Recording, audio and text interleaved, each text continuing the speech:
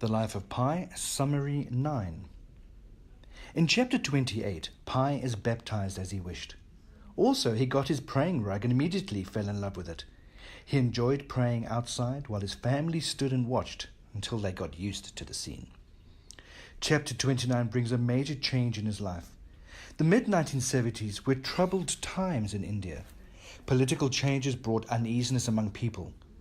To make the zoo prosper, they had to be above the law, which was impossible in that period. It was also impossible to run the zoo on the margins of the law.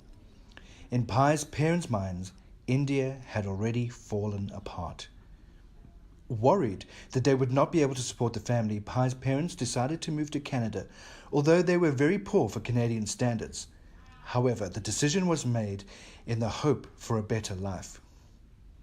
In chapter 13, the narrator comes to the realization that Mr. Patel is married. He meets Meena Patel on her way out to work. She is a pharmacist. Now, when the narrator knows that Mr. Patel does not live alone, he starts noticing signs of conjugal existence.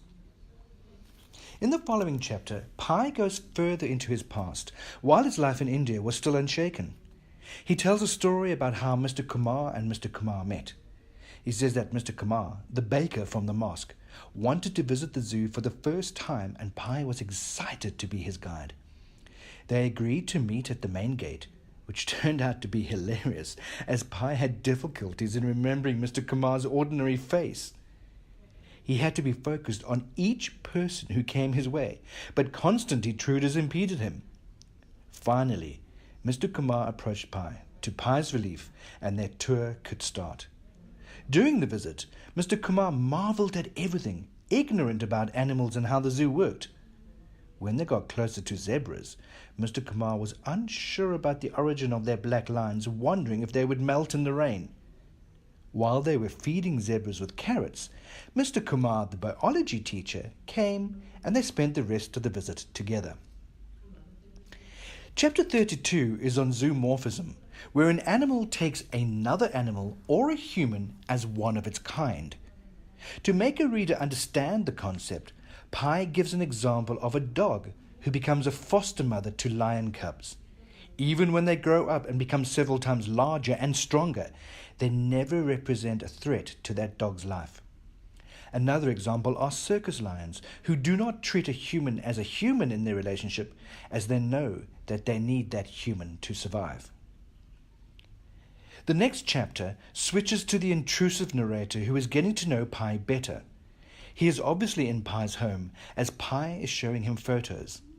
Those are wedding photos, family photos, photos from the college. When they get to the end of the album, Pi admits that he cannot remember what his mother looks like, nor can he recall her voice.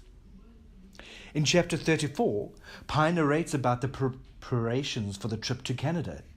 He says that their zoo had to be closed, all animals sold. In order to make more money, they decided to sell their animals to American zoos, which required a lot of paperwork.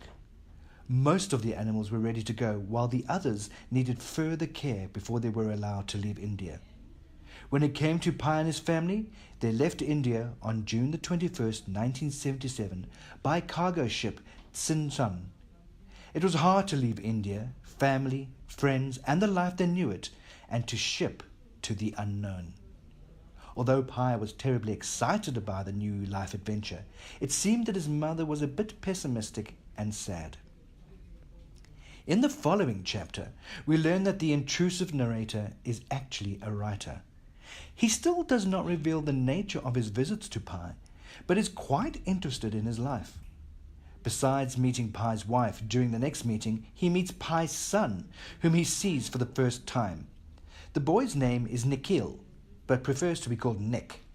He is in a rush and does not say much. In the living room, he notices a little girl with a cat, assuming that she is Pi's daughter. Her name is Usha, and she is 4.